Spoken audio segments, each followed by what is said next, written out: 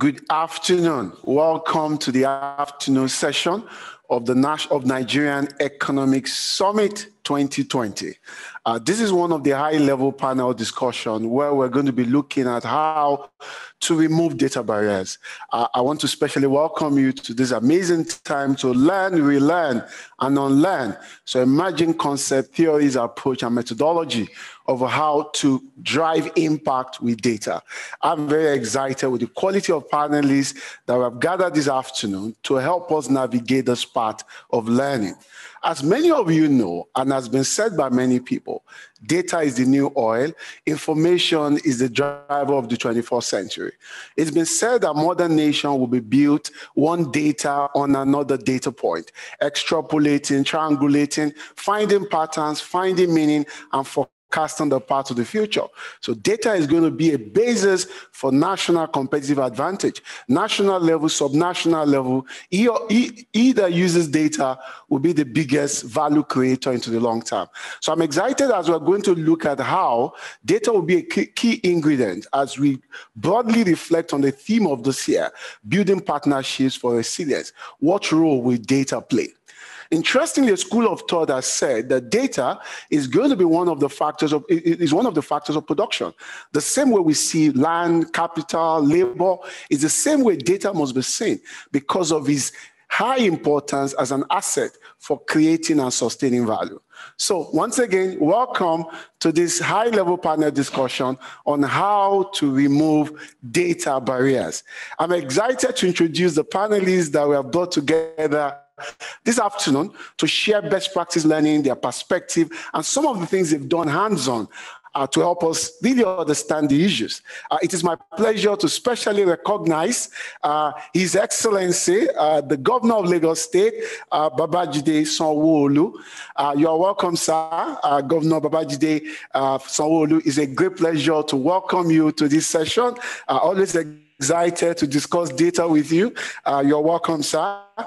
It's also a pleasure to welcome Dr. Yasser Jarrah, who is Professor of Business and Global Society, Hult International Business School. He's an expert in many areas, and I'm sure we're going to learn a lot about some of the things he has done.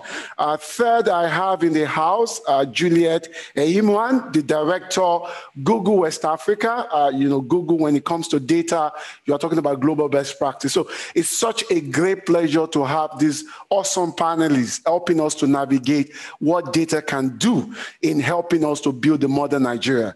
I also have in the house in this session, Dr. Yemi Kale, the Director General of Nigerian Bureau of Statistics, and of course, the Statistician General of the Federation. Dr. Yemi Kale, you are welcome. Another session to discuss data for nation building. So, having said that, I think we're going to start and go straight into the conversation. I'm sure the audience are excited, as I am here, to really understand how data points can be a critical leverage point on building a partnership for resilience. So to kick off the point, I think we're going to start with listening to our panelists to just share their thoughts, more like what I'll call the grand thoughts around their perspective on removing data barriers, before we now go into specific questions on some use cases, applications, and some of the works they've done. So I'm going to give each of the panelists 3 minutes each to talk broadly on the topic and their perspective. So it's my pleasure to start with His Excellency, the Governor of Lagos State, Governor Babajide Sanwo-Olu, for the next 3 minutes, just to share with us broad thoughts on removing data barriers.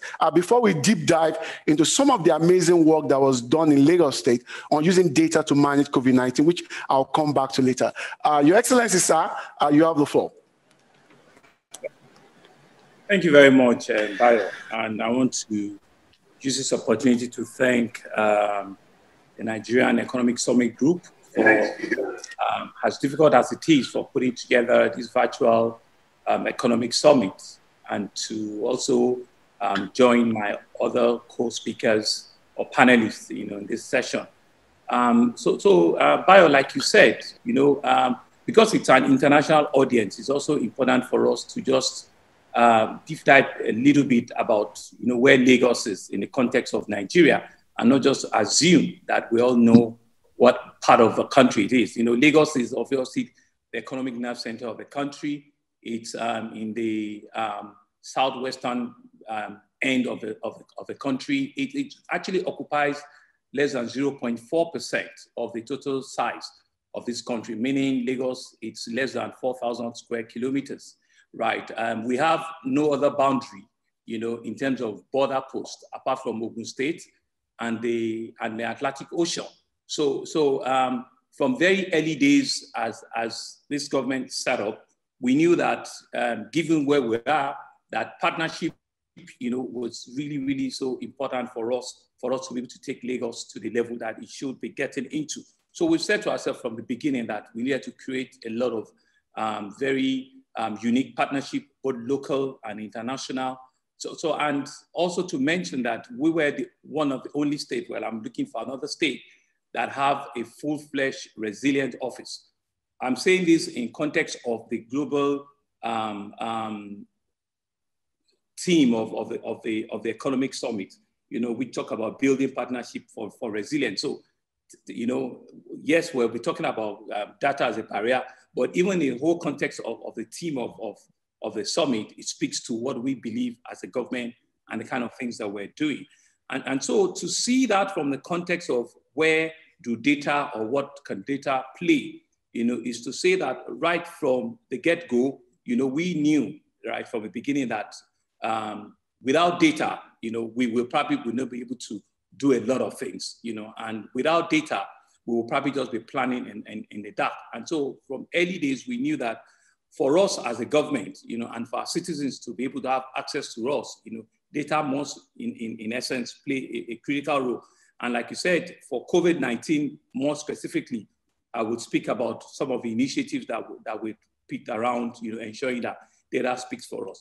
But in terms of us as a government and how resilient, we've been able to dive, with creating partnership across all lines, is for us to see data, as a very strong analytic tool for us to have a strong economic agenda, right? Be it in our planning process, be it in our demographic process, also be it in our execution process, right?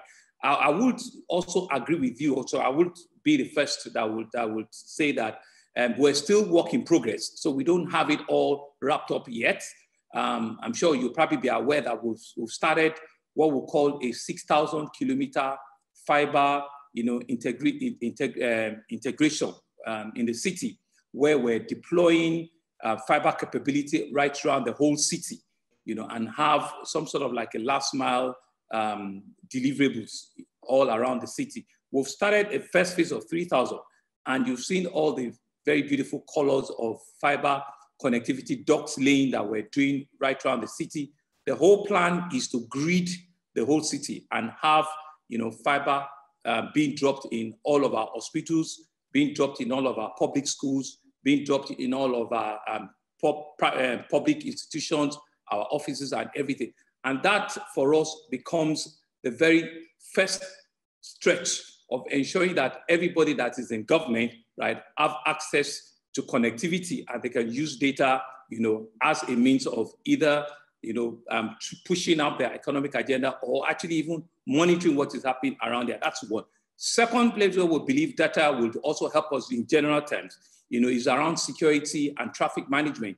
We're building a smart city component in which we're deploying the first set of about 2,500 high definition cameras right around the city, right? We will see the first phase of that being completed by half year next year, right? So that we believe not only will solve some of our security challenges that we're seeing today, but will also help us be able to plan better for traffic and transportation management, so where people can also pretty much determine, when they need to leave home, what traffic issues are on the road, and what are the hiccups that we're seeing on our various, destination that we want to embark upon. So that are some of the initial solutions that we believe data will do for us in solving economic challenges.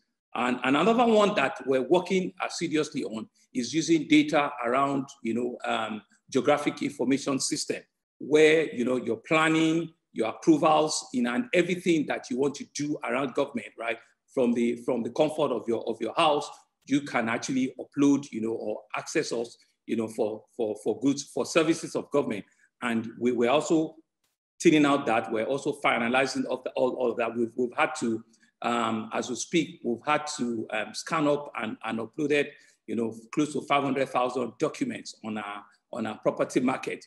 So these are some of the very deep, economic data mining that we're doing on a broad base, of data as a means, of creating or removing barriers, whilst you have any level of engagement or any level of service that you want, from government. But if I should go down maybe your subsequent questions, I will not be able to speak to the health. Exactly, sir. Yeah. Thanks so much, Your Excellency, sir. What a kickoff. It's quite inspiring how infrastructure is being built in the area of connectivity, fiber to the last mile, smart city for security, and amazing case studies on using geospatial data for smart city building. I'm really excited about the next phase as we deep dive. But we're going to quickly move to the next speaker, Dr. Yasser Jarrah, a professor of business and global society, Hult International Business School, just to paint the picture of his thoughts on removing data barrier, especially for nation building. Dr. Yasser, you have the floor for the next 3 minutes. Thank you very much, and it's a pleasure to be here. Thank you for the invitation. It's very encouraging to listen to His Excellency about the great developments in Lagos. So I guess what I wanted to share with you, and excuse me if the camera isn't very good reflecting my laptop decided to stop working last minute. I wanted to share with you some thoughts that we've been working on in terms of the data for development. And I have 3 key messages I think that are worth sharing. One is we reached a point now, you've all heard of the 4th Industrial Revolution. You've all heard of the developments that are happening around the world. You probably will hear more from Google. Data now is not an option for governments and private sector for development. If you want to progress to the next step of development, if you want growth, if you want services to reach the citizens, all this is driven by data now. And that term you hear a lot of, that data is the future, is the new oil, is not an understatement. It's, look at data-driven companies, and they are much more now valuable than oil companies on the stock market. Apple hit a couple of trillion, Amazon $1 trillion, and then some, while big companies like Saudi Aramco and Exxon have not been able to achieve that valuation. So if you want to talk about valuation, data-driven companies, those who know how to extract value from data, have something more valuable at their hands than oil. But when it comes to development, the challenge we see in all the developing nations, who work in Africa, Middle East, and everywhere else, is the availability of that data and how people share it, how governments are able to collect it, curate it, who has access to it. It's no secret today that about 80% of the world's data is in the private sector hands. So as a government, it's good to collect some data, but the real data you need to analyze, to do behavioral analysis on your public policy making, to be able to assess the value of your services, real-time monitoring of your performance, you require access to that data. And today, most of that data is within the private sector. So the main message is the future is going to be much more data-driven. We're generating data at phenomenal rate today. The second message is, unfortunately for governments, we don't own most of that data, and there's not much we can do unless we start finding out ways of how to collaborate with the private sector. And the third message is, as we enter this new stage, we are finding out there's a new literacy or illiteracy gap. So 50 years ago, if you couldn't read or write, you were illiterate. Today, if you can't read data, if you can't talk about data, if you can't use it, you're finding that this is the new illiteracy. And I think this is going to be a big challenge for development around the world. It's going to be the next phase of development. And some governments now, including where I live in Dubai, are trying to treat data as infrastructure. Just like you would treat a road, for the second and third industrial revolution, if you didn't build roads, if you didn't build connectivity, you were out of that industrial revolution and you were left behind. So the next form of infrastructure is data. And if we don't build abilities to collect, manage, store, and share that data, we will be left behind, just like some nations were left behind hundreds of years ago when there were trains all over the world and the steam revolution came about and we didn't build the roads for them. Just when countries who didn't build electrical capabilities and mass production were left behind. This is the fourth industrial revolution. And if you don't have the data capability and the data literacy mass across the whole nation with the government in play, it will be a very big challenge for our emerging markets. So I'll stop here. I'll take some comments later, but I will let you collect some comments from other speakers as well. Thanks, Yasser, for setting the tone, underpinning it on the imperatives of fourth industrial revolution. That data is not an option, is actually the main thing, is core. The future belongs to data. And if 80% of the data we're talking about is in the hand of private sector, like the theme of this conference is about building partnerships for resilience. How do we leverage private-public partnership? We're going to deep dive into that. But I'm glad that the private sector is well represented. You mentioned how one of the biggest companies in the world today in terms of capitalization are data-driven companies. And one of such is Google. And I'm glad to have Juliet join us this afternoon, and she will also share our preliminary thoughts on data, digital, future economic development. Juliet, you have the floor for the next 3 minutes. Great, thank you very much, Bayo. Good afternoon, everyone. I think it's really important to be talking about removing data barriers, because this is very much about being able to capture data in a way that is meaningful and structured and can be used to drive decision-making for development and to grow the digital economy. As we think broadly about growing the Nigerian economy, which is what this summit is about, we must pay attention to the digital economy, which is an increasingly significant contributor to overall growth. And why does this matter? I would highlight two important drivers. The first is growth. Globally, statistics show that the digital economy is actually growing faster than the total economy. The digital economy real value grew at an average annual rate of 9.9% per year from 1998 to 2017, compared to 2.3% growth in the overall economy. That's about 4 times the growth rate. When we think about value creation, if you look at the top 10 companies in the world, more than 50% of them are data-driven organizations. In the past, the most powerful companies were companies that developed physical assets, for example, automobile companies, oil and gas companies. But today, the most valued companies are, for the most part, data-driven companies like Google, Amazon, Facebook, Apple, and Microsoft. These companies are, if you really strip them down to the bare bones, a lot of the value is really from extracting value from data. They're really information management businesses. Google and Amazon, for example, are trillion-dollar businesses. And if we look at Africa, our investment landscape, we'll see that increasingly data is a driving force for investment inflows. If we observe the statistics from last year in Africa, there was a decline in investment in oil, mining, and most areas except technology-based investments. According to sources like Partech and WeTracker, the total 2019 investment into the tech space in Africa was between $1.3 to $2 billion.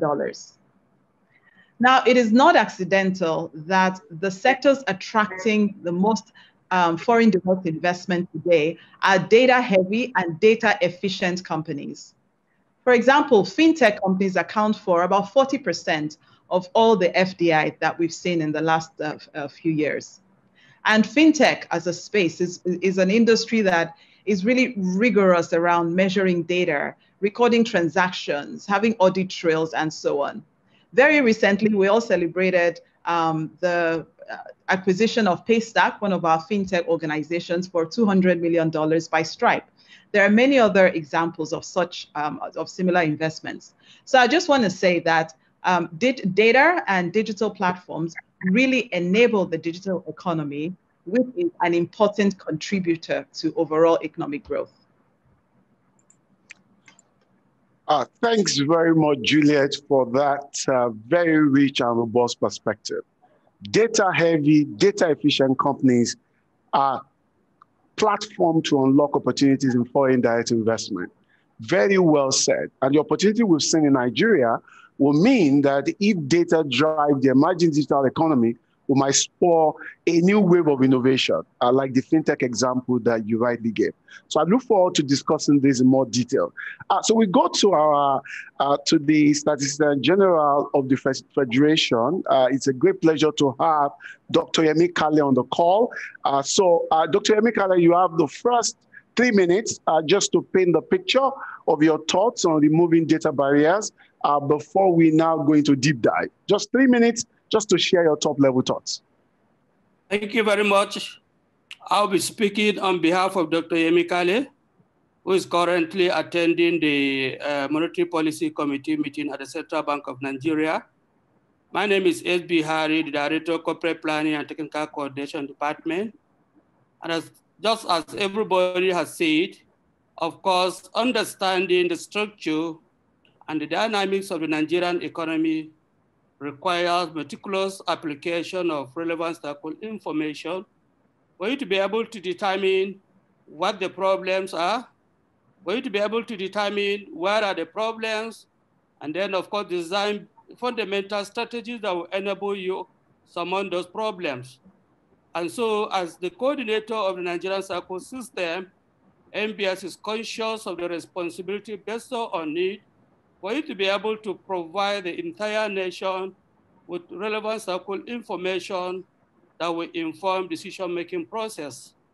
Of course, the achievements of every successful government is measured by the fact that there must be improvement in health, there must be improvement in the educational status of the citizenry, the welfare of the citizenry, and of course, the macroeconomic environment must be seen to be conducive for business to thrive. And for you to succeed in getting this, you need basic tools, and the tools remain relevant circle information. And so at the end of the National Bureau of Statistics, we have been able to put in place necessary machinery that will enable us live up to our expectation. We have improved our website. We have equally expanded it so that presently we have COVID-19 related circle information. Conscious of the reality brought in by COVID-19, MBS has to go into drastic measure with a view to ensure that relevant information are captured to enable Nigeria survive within the current reality. And so we are also conscious of the fact that we cannot operate alone as a coordinator of the circle system, and that is why we need other arms of the system, such as the PRSD of relevant ministries, the agencies at the subnational level. And so we've been working over the years assiduously with a view to ensuring that we have well-established and functional State Bureau of Statistics. So far, currently, we have about 26 states of the Federation that have been able to establish State Bureau of Statistics. And the essence of this arrangement is to enable the entire system to holistically provide information that will inform the decision-making process. And so we've been able, even amidst a lot of constraints, which consume major barriers, to be producing statistical information in this regard. Funding has remained a major issue. Again, problem of low space of development of statistics in most of these MDAs and as well as the subnational level have equally remained very serious barriers. And so at fora like this, we appeal to relevant state governments to ensure that there is established functional statistical Bureau of Statistics to enable them actually produce statistics, because when statistics is well produced at the subnational level, they will help a great deal for us to be able to actually come up with aggregate at the national level. And so again, we have put in place machinery that will ensure the existence of a circle trust fund, where we'll be having a common basket of circle of funding that will guarantee sustained circle production process in Nigeria. And the essence of this ultimately is for us to, in the long run, guarantee the quantum and quality of data required that will enable the nation plan effectively. Of course, we cannot, as a nation, overcome the current challenges without making records to relevant circle information.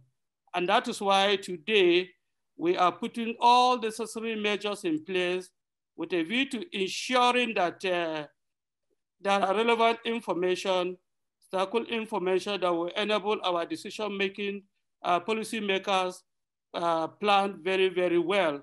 So far from the recent release information, Nigeria is again in a recession. And of course, just as we know by simple definition, that when a nation records negative GDP for 2 consecutive quarters, certainly such an economy is already plunged into recession. That is what we are experiencing.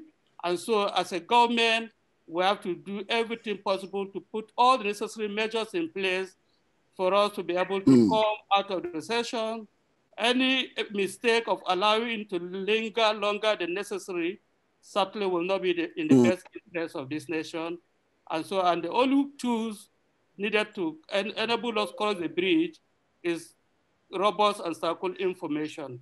So we appeal to government right from the national level to the national level to put all necessary machinery in place to enable the system thrive even within the current challenges that the nation is being faced with. Thank you. Thank you very much. Thank you very much. That's a great start. I think there's quite a lot to take from that. Clearly, Nigerian Bureau of Statistics is rising to the occasion, fulfilling its role as the mediator of data for general consumption, both for public and private sector. The website, the dashboard, and a lot of effort. Of course, funding is an issue that we need to look into. We're still going to spend more time to break this down into specifics and really look at them. But we now need to begin to unpack and broaden the narrative around building partnerships for resilience, around removing barriers. And so it's a pleasure to get back to His Excellency, the Governor of Lagos State, His Excellency Babajide Sanwo-Olu. And I'm going to focus on COVID-19 because for me, this is a practical case of data in action. And if you look at what we saw in Lagos, what your leadership led, is still a case study because it looks as if it was so super managed, super choreographed, as if Lagos was ready in advance because the way data was used for contract tracing, epidemiological tracing, and even supporting the vulnerable, it looks like such a perfect, well-integrated thinking. So, of course, there must have been some barriers.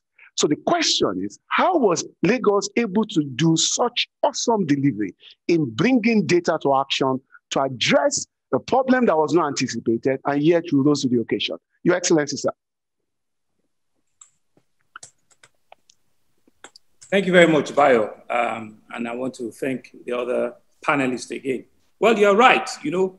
So part of the things that we were able to do very early was for us to, even before the pandemic got to Lagos, we're able to set up what we call an incident control and command system, where I announced myself as the incident commander, right? And so what we were doing was really to know that for us to be able to tackle this problem that we know it will get to us, we needed to have a nimble, a very well put together war cabinet, where issues and responses can be quicker and faster. So we set up, an incident command system that was 3 weeks ahead before we even got the first index case. And so what we're doing was that we're wrapping up, all of our infrastructure. We're trying to get, isolation center ready. We're trying to get our staff trained, and we're trying to also build up, capacity and competence in terms of what kind of equipment, what kind of resource would they be requiring, But I would be truthful to say to you that when the cases now started coming in, part of the challenge that we first had, right, was the fact that we also did not lock down early. So contact tracing, right, which was the very first hurdle that we needed to cross, right, was a bit difficult. A bit difficult because Nigeria as a nation, we do not have like a social security system or like a unique identity system, which we'll be working with NIMC, where we can know that everybody that has walked in from Lagos Airport and is going to Ekiti State, we can be able to track the person or we can trace the person. But for inside Lagos, it was a lot easier on us because once we have the addresses and a lot of our streets are numbered and we can go to our own database, we can track people. But because Lagos Airport was a central hub for other people going outside of the city, outside of the state, it makes that work just a little bit, difficult for us. But we knew that we needed to do three things, at the very onset. We needed to trace people, we needed to test people, and we needed to treat people. So that's the only way in which we know that we can keep, the pandemic under wrap. And 3 C's that we're also doing very, very early, and we're doing very tenaciously is we're communicating, we're collaborating, and we're coordinating. Communication has to be like on a daily basis. So from the central command center, right, there are epidemiologists that were all seated, and we track and we make sure that we have telephone lines that were working. We had a system that people can always plug into, and we're saying to ourselves that on a daily basis, we needed to communicate to our citizens. We need to tell our people what are the graphs are, what the numbers are looking like, and where are the challenges, what are the challenges we're facing. So I mean, we're also a bit lucky, compared to other states, because like I said, we have built a bit of infrastructure down, both hospital infrastructure and also data infrastructure. We, from our own hospital, have a system where they can generate, a patient, record very, very quickly. So it was just the same kind of information that we're able to deploy also for the COVID. And we're able to assign a unique identifier to every patient that we had traced, that we have tested, and we also know what kind of length it takes them for their treatment to get in and get out, of it. But I would say that we needed a lot of also partnership, because I'm sure you'll also, realize that. So we're working with a lot of both local and international, partnership that we can, Bill and Melinda Gates Foundation, for example, came very early, UNDP, the World Health, they all came very early with some of their resources, and because we had a central incident command, everybody on a daily basis, can sit together and review what the issues are on a daily basis, and we can solve, the problem, even in terms of procurement, in terms of access to decisions that are making, right? Everything starts, at the central command. And so Lagos was also a bit luckier because we were also the very ones that we said to ourselves when the numbers, the projections that we're doing based on, on the modeling that we're seeing on the positivity, we said to ourselves that the state might not be able to cope with the level of positivity in terms of hospital admission. So we're able to identify different parts of the city, and we're able to dedicate, isolation centers in conjunction with the private sector, right? And we're able to all of that, with them. We're also able to decentralize, ensuring that both our volunteers and our core frontline medical health officers, right, have a dedicated isolation center and have a place where they all can go to without necessarily going back home to decontaminate or contaminate others. We also built a very robust portal from what we call our command and control room, where we had about 40 telephone lines in which at the third dial, you must pick that call to be able to identify what kind of response or what kind of help the caller on the other side require, of us. And all of these things were logged, on a daily basis. And people were also even analyzing them to be sure that indeed we've ticked all the boxes, and we've taken out all of the issues, that also must have been coming up. So over time too, we also have an agency where we said to ourselves that we needed to very quickly also allow some private hospitals and some private labs to also join in. You know, I mean, there are patients that probably also, for whatever reason, they wanted to have, you know, access to own their private. So we also needed to scale up, you know, capacity and competence in some of those hospitals where we can have private labs, you know, testing, and we can also have private hospitals testing. So the decentralization, you know, but from a controlled narrative, but was also decentralized so that access can be reached quicker to our citizens, you know, at the base level, you know, but also have a central command in terms of monitoring and ensuring that the data we're getting is right, is true, and is something that we can keep and mine, you know, and keep individual records. So these are some of the things that, you know, helped us, you know. So science said to us that we're going to get some percentage, but we got it far lower than that, you know. Science was saying to us that we're going to get fatality higher, but we got them all lower than that because, like I said, on a daily basis, we use data to be able to communicate from our central control. You know, we're able to deploy technology. We had what we call a referral system where you have a telemedicine system. We also set up a telemedicine system, you know, just to also call a doctor, just so you're having some symptoms. You don't need to come to us. You can call a doctor, just tell them what your symptoms are on the telephone, you know, and they can give you, you know, an idea around what they think you should be doing or what not, you know, you should be.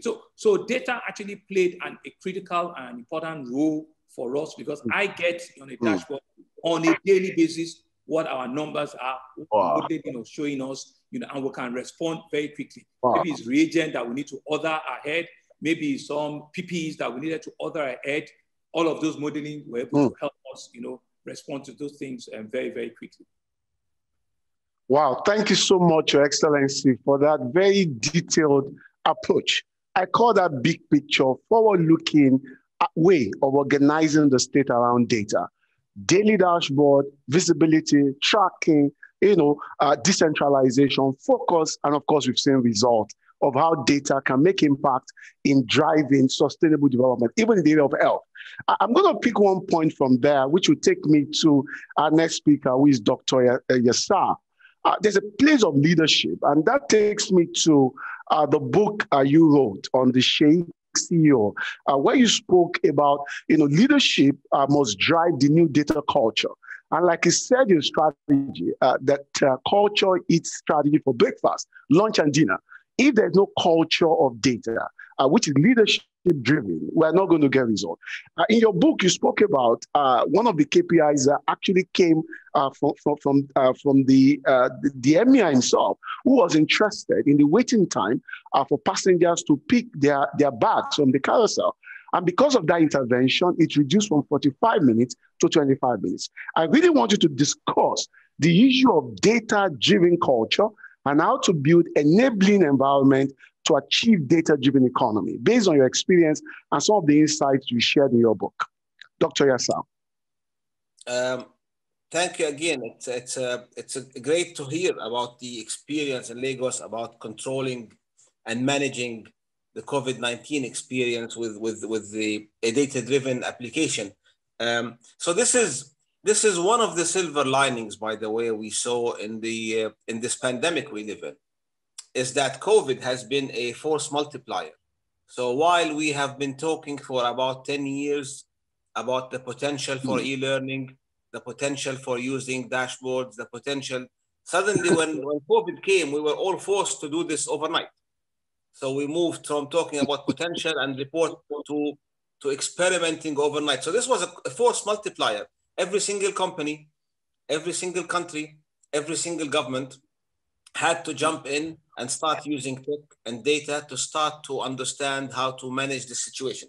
And it exposed a lot, right? If you were a company who didn't have good tech infrastructure or good data, if you're a country who had no data, and until today, there are countries who are reporting or misreporting numbers of COVID infections, and you know which ones you could trust or not if you're an investor or if you're an external observer. So in the book, you mentioned my book. I wrote this book about my experience about 10 years in Dubai and how Dubai was built.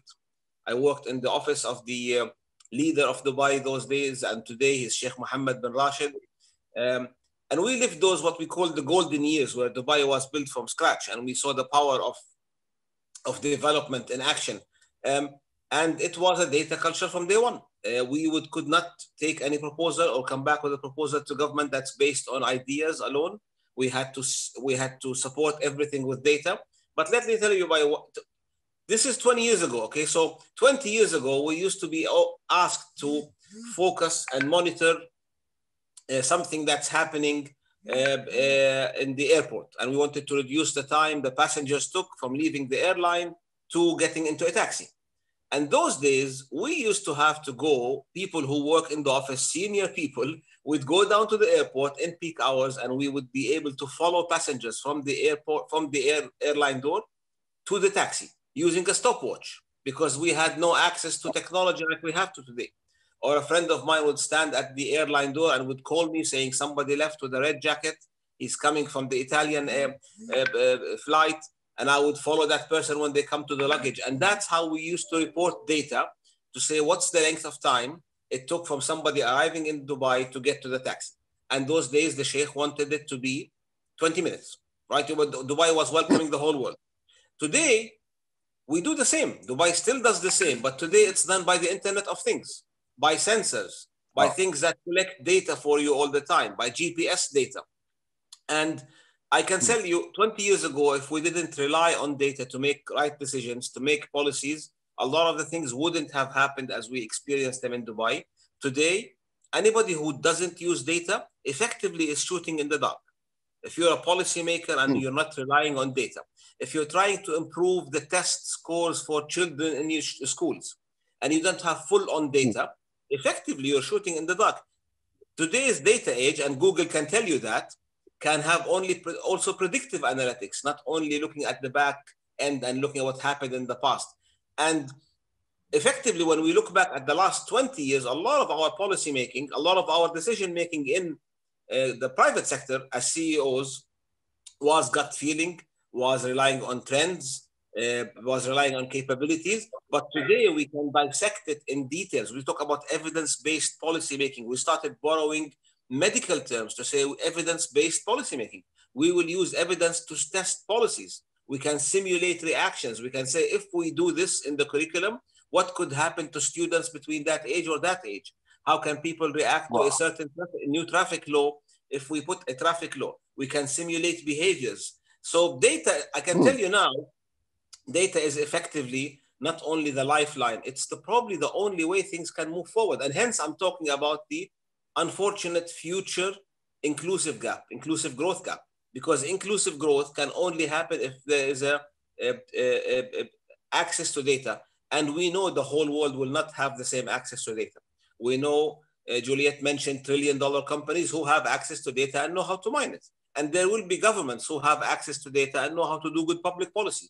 And these are the ones who will attract investment, attract talent, improve the quality of life. And there will be others who are left in the pre-data age, which is starting to look like a stone age now, and who will just make decisions without data, who will guess their way through things.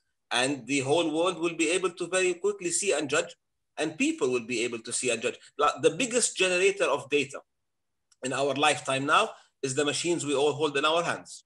We're transmitting data as we sit down, GPS location data, behavior data, consumer data. If we have access to this as governments or as policymakers or as CEOs, we can do wonders. But the problem is, who has access? And if we have access, are we storing it properly? Is it secure? Do we have the capabilities to analyze it? So we're entering into a new age. It feels like our parents and grandparents who entered an age where they started thinking, maybe we should learn to read and write, because the future seems to be all about reading and writing. And now for us, the new literacy, if you don't understand how to do these things, you will be left out. And I cannot talk some more about the capabilities we all need to build. Wow. Thank you very much, Dr. Yassar, for that very rich context you have painted on the old data-driven inclusive growth and how it's going to spur a lot of new innovation. And that takes me to Juliet, the director of Google West Africa, to begin to bring this home and begin to ask questions around how can we really use data to make a difference. as an economic multiplier against the backdrop of how you started on digital economy.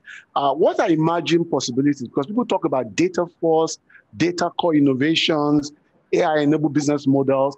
How can this practice, especially with learning from Google, spur a new wave of innovation in Nigeria? Thank you. I think it's worth first just looking at some of the big movements that we see around data today. I'll mention 4 big movements. The first is data collection and big data. The fact that increasingly we generate large amounts of data on a daily basis, each time you make a purchase, each time you perform any transaction, even each time you make a phone call, these are all data points.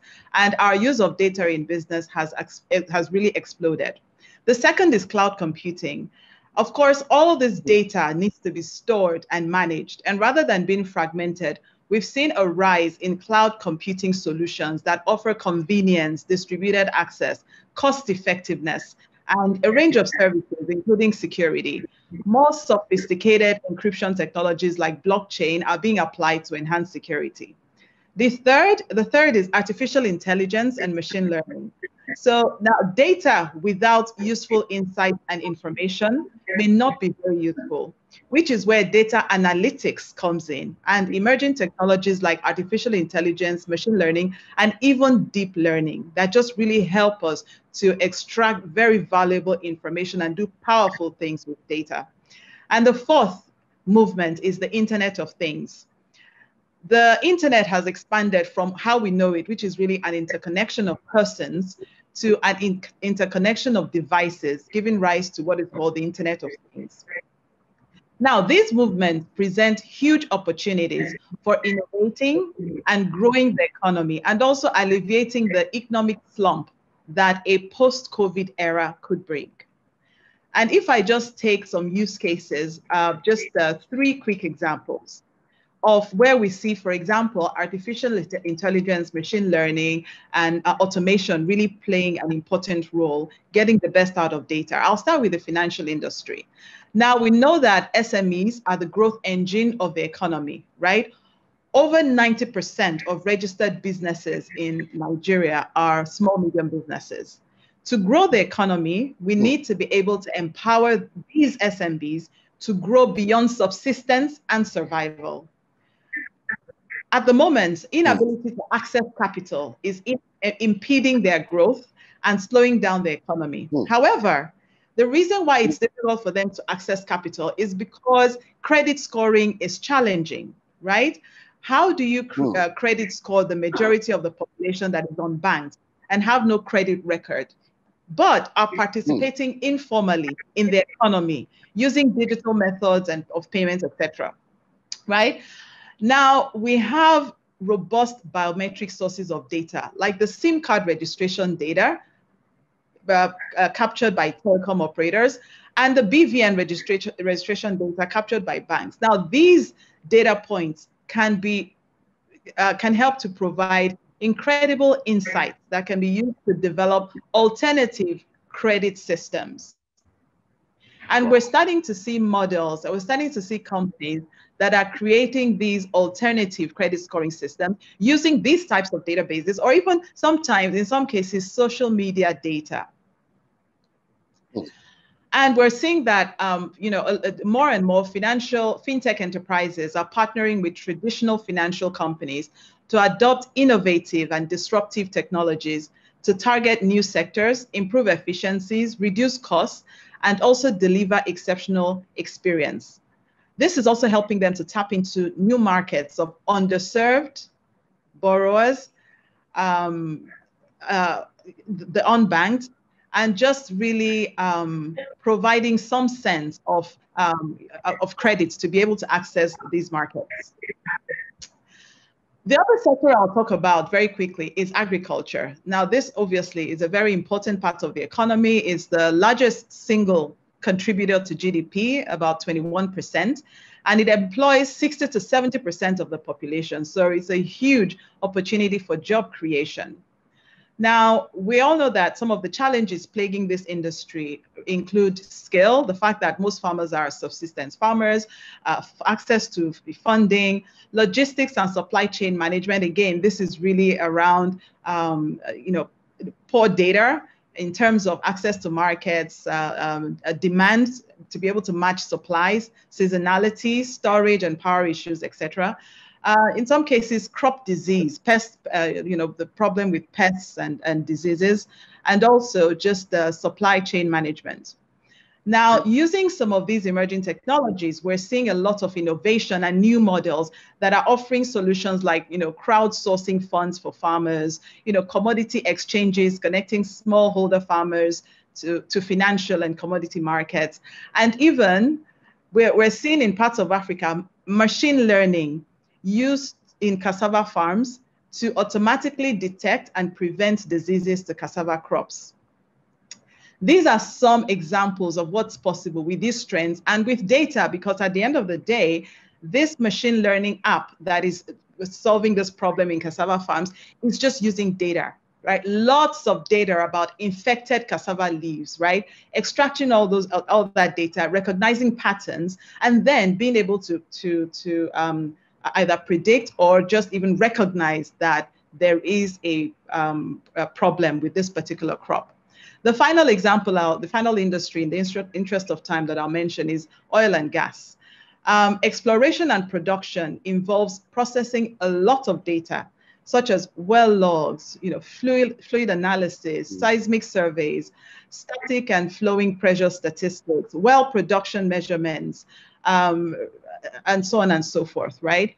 And, being able to digest a large amount of this data and providing valuable insights around product optimization, downtime minimization, reservoir understanding and modeling, and, even predictive analytics can just really help to reduce some of the risks, some of the challenges that we have, the risk of, having dry wells, pipeline monitoring, and a number of other productivity enhancements and efforts to increase efficiency. And so it's really, these movements just really across every sector provide a lot of opportunities to really drive greater efficiencies and productivity and support the use of the data that we already have. So this is not about, trying to find this data. We collect data on a daily basis, right? It's just really being able to apply, platforms to extract the right value out of this data to create, to enhance decision making and also to create opportunities. Wow. I'm quite inspired. Thanks so much, Juliet, for breaking this down into specifics of how data can spur a new level innovation. We focus on fintech, agriculture, oil and gas. The possibilities are obviously limitless in how we make data count in building our nation. I'm going to go back to Nigerian Bureau of Statistics, the director that is representing Dr. Emeka. I have to pick the name again. I'm going to be asking around the fact that it's a common knowledge when there are no business-ready, relevant data investment, inspiring data, it may have direct impact on foreign direct investment, for example. So my question is straight. What can we do different to accelerate evidence-based national planning at scale for all layers of government in a way that Nigerian data, which like Juliet Laide capture, can open up new opportunities, can be well positioned for foreign direct investors, and they can see reason to start doing a lot of things with Nigeria. So I'm going to go to Nigerian Bureau of Statistics to put context to that. What can we do now as a matter of urgency? Thank you very much. Once again, my name is S.B. Harry.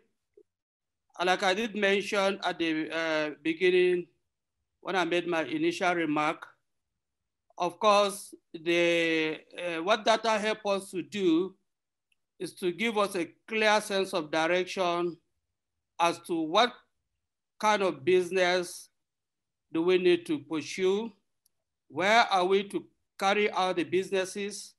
And then again, what factors are necessary to create a conducive and enabling business environment?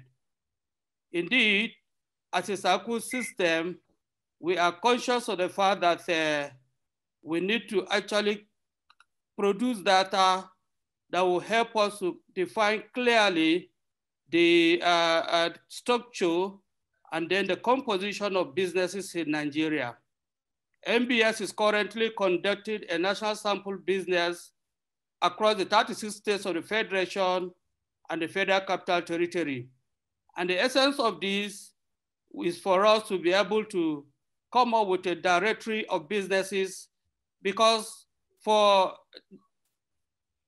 FDI or for investors to be attracted into the business environment in Nigeria, there must reliable circle information that will tell them where are businesses going to strive, where actually are they supposed to locate their businesses, and then what kind of businesses, where do they have the markets? And so that is the essence of this census that we're carrying out. And the census is covering the entire Federation, and the result of it will soon be released.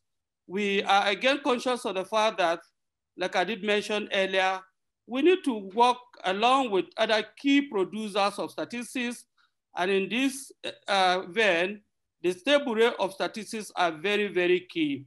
And that is why in the course of carrying out these businesses, this business census, we carried along the State Bureau of Statistics so that we'll be able to penetrate into every nook and cranny of each state of the Federation to come up with reliable circle information that will define the business direction of this country. Without, of course, reliable circle information, and without for us defining clearly the domestic business environment, there is no way that the economy can attract reasonable businesses. And so we have been working assiduously, particularly in the conduct of establishment survey. Even amidst the COVID-19 pandemic, we have embarked on a conduct of a survey that would define the impact of COVID-19 on business establishments. We are doing that in collaboration with the United Nations Development Program, and our staff are currently in the field in doing so. We work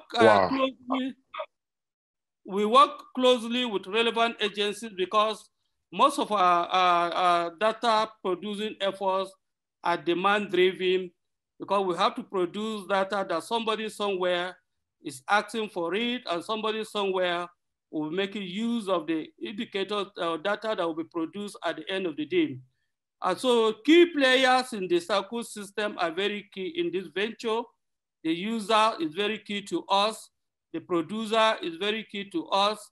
The supplier, of course, is very key, because whatever the supplier provides is certainly what we are going to analyze, and that will, at the end of the day, inform decision-making process.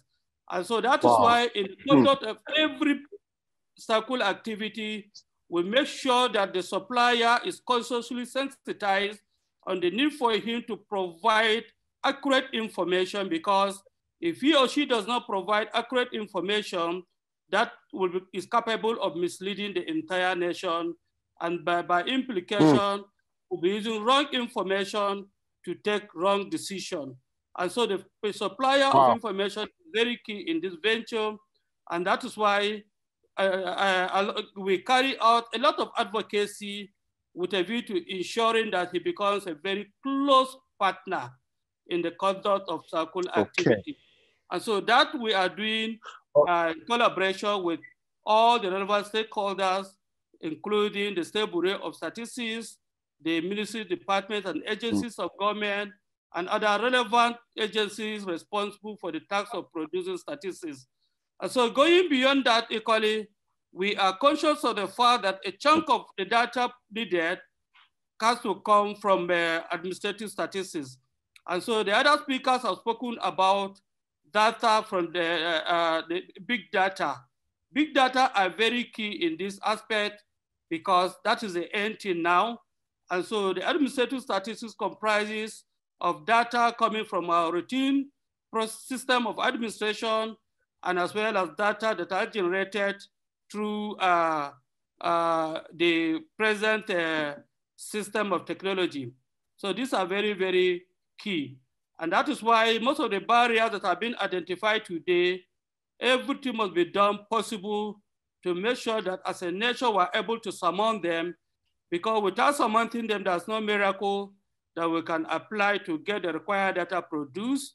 And like I did mention earlier, some of these barriers include the aspect of funding, which is very key.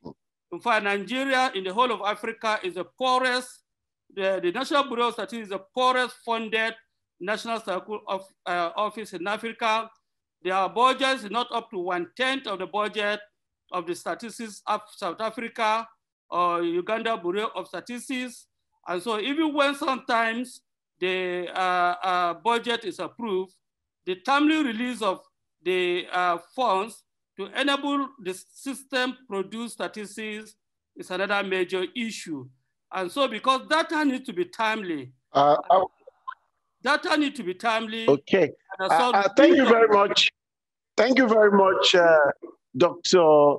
S.B. Harry. You provided very rich context. There are quite a lot of things to take away. Because of our time, we have just about 30 minutes more, and there's a lot of questions that are actually waiting for us. I'm going to come back to you to answer some of those specific questions.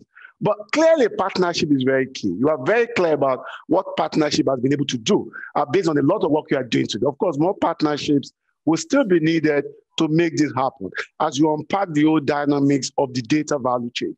I'm going to go straight to Dr. Yassar around the whole concept of driving governance through KPI.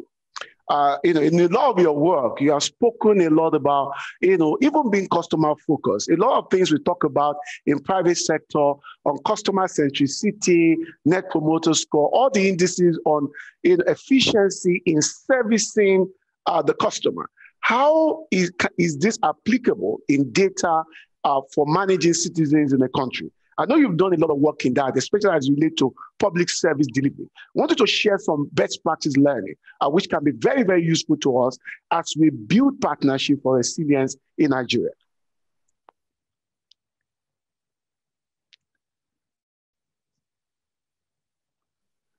You need to unmute, Dr. Yassar. Please unmute yourself. Okay. I think I will tell you. So I'm just saying this is an area that's rapidly changing, because in the past, talking about customer is king, customer needs, design thinking were things that were privy to the private sector. The private sector would have stakeholders, they would have customers, they would survey them, they would understand their needs, and then they would check if they're happy with the service.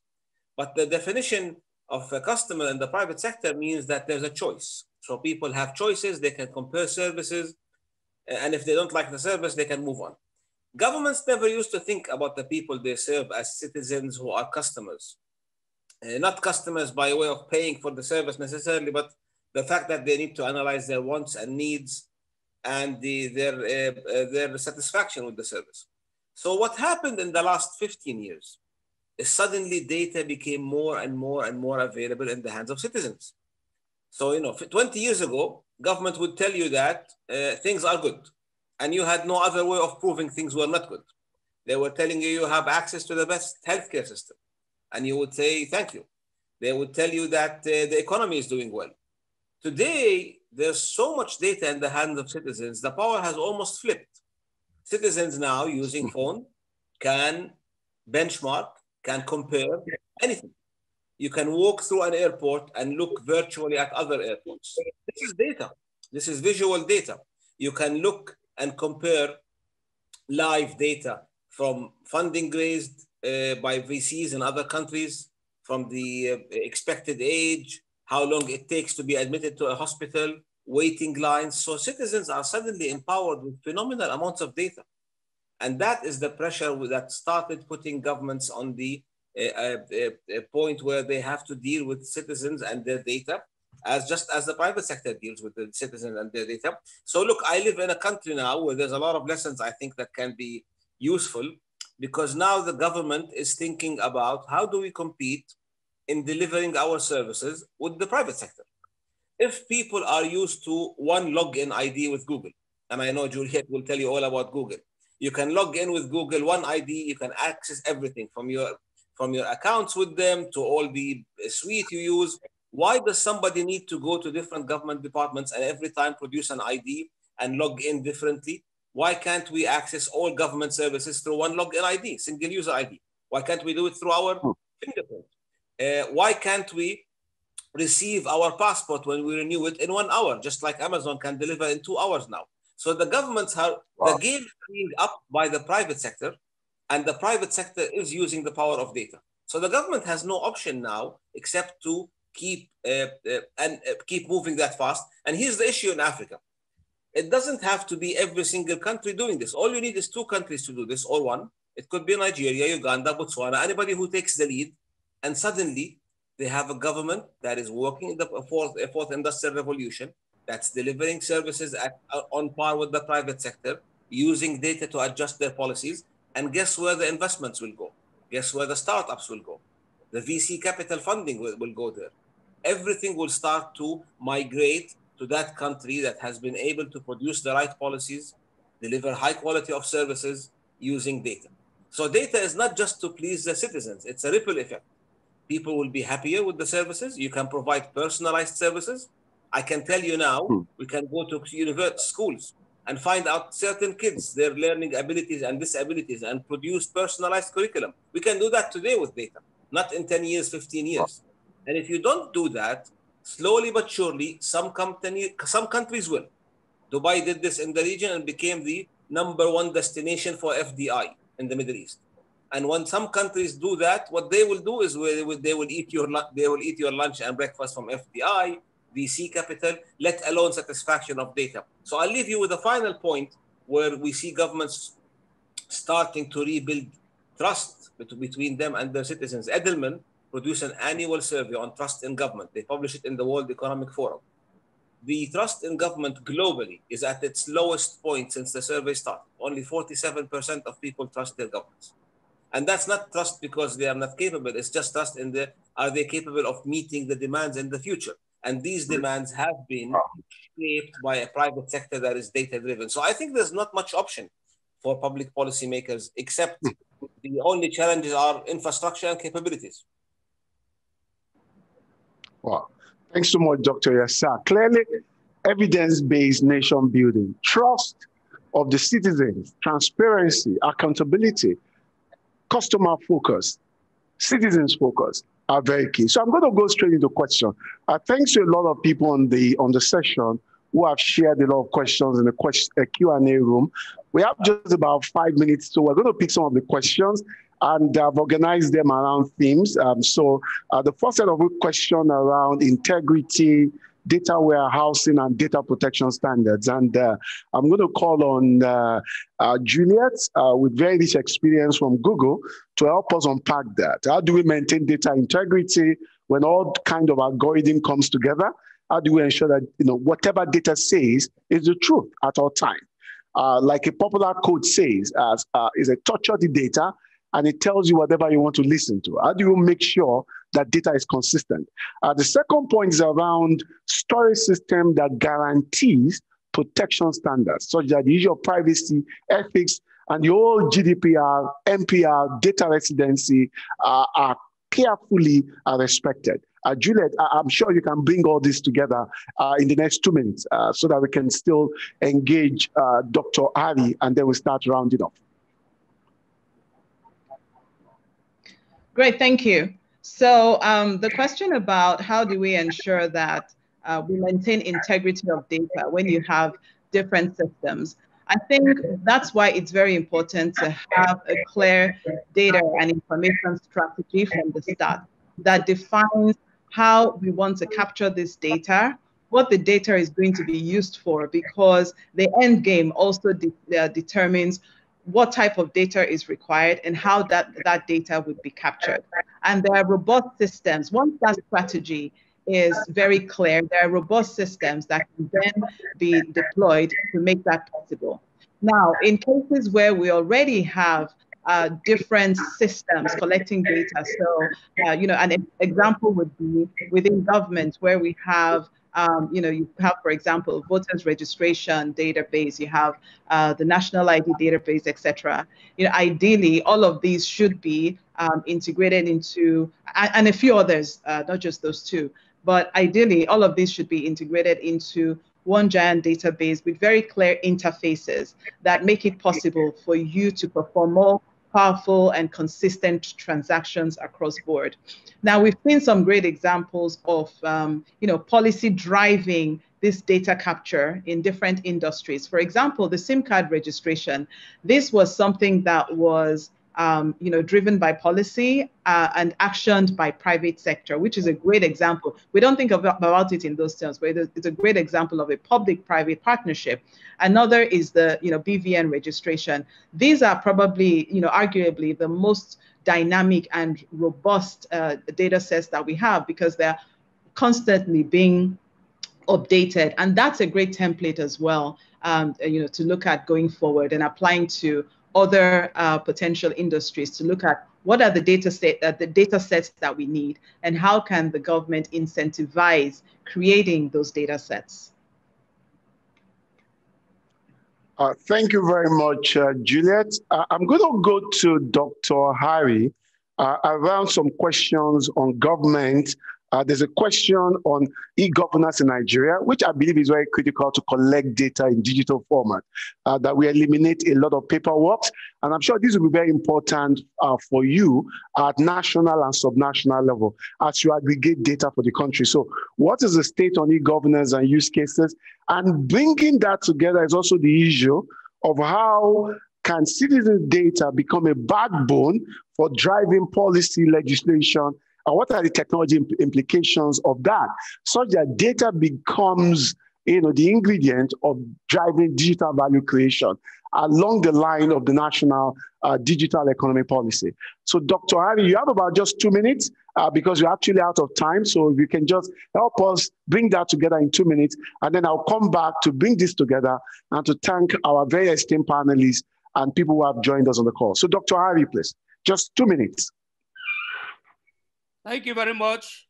And the National Bureau of Statistics is conscious of the fact that we really need to build into the current digital economy policy. We have actually completely overhauled our data production apparatus with a view to ensuring that appropriate technologies are applied to in doing so. Currently, we use computer-assisted personal interview device in all our surveys. And again, also our quality assurance monitoring mechanism are all done online. So wherever you are, of course, we can monitor your presence in the field. I'll be able to see actually whether you are inputting the data as captured from the respondents or not through the GPS coordinate. And so the entire process has been automated to fit into the current reality, because we cannot afford as a system working in isolation, but we really have to digitize the entire process. And we're doing so in line with the international best practice, so that MBS, of course, as a modern circle system, will have to operate in a modern way. We have tested that using the multiple indicator cluster survey that we carried out about 2 years ago. Equally, the Nigeria Living Standard Survey that the report of it was released this year. We used the copy, and of course, the result was timely released, and then very, very wonderful. Again, also the ongoing business census, we are also applying the same technology. And of course, as the enumerators are in the field, we are online and timely monitoring their operations and capturing whatever information that they've been able to input into the device. So this is so far how we are operating. And of course, we're doing so to actually fit into the digital economy policy that the current democratic government of Nigeria has put in place. And of course, as a circle system, we really have to set a pace, and the pace has been working effectively, and of course, giving us the desired result. And that is why most of the data circle activity that we carry out these days, as soon as the field work is completed, in less than 7 days, the final result is released and declared to the public. So timeliness of data release is very, very key, and you can achieve that only by applying the right technology and of course embracing e-economy, e-statistics, and e-everything. Wow. So that is why even in our website, we have e-library where users are free to access all kinds of data sets that they actually want to make use of. So you don't have to necessarily travel a long distance looking for information either from Borno or Lagos. No, the system has completely changed because everything is online, data capturing is online, and then of course dissemination again is in line with our technology-driven process. So this is so far how Thank you very much. Funding constraint. Thank you. If the present government is doing reasonably well to improve funding. Thank you very much. Thank you very much. Thank you very much. Because I have just 3 minutes more, Dr. Yasa, just in one line, the issue of new capability that is required to live this new world. There's a new world. It's a data-driven world. What are the basic skill set in terms of data skill creation? Now that we know that there's a new definition of literacy, in just 1 minute, can you capture these government capability issues that we need to start focusing on? Just 1 minute.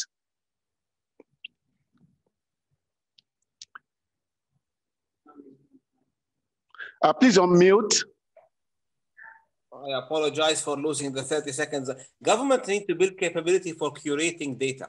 This is the capability to, first of all, capture. Capturing is an art where you capture the data, which data points, you have to clean the data, then you have to manage it very well. This is where partnership comes in. You have to be able to store it. You have to be able to keep it secure. Cybercrime is going to go through the roof in the next 10 years. So governments are now building capabilities to defend data. 2 days ago, the UK announced the hacker army. It's a proper army under the Ministry of Defense that are hackers. Now they're training young people. Instead of training them to use physical arms, they're training them to use digital arms. So you have defending the data, you have managing the data. But most important for all of us who are not in the very deep data realm is being able to use data, being able to read it, analyze it, think about it.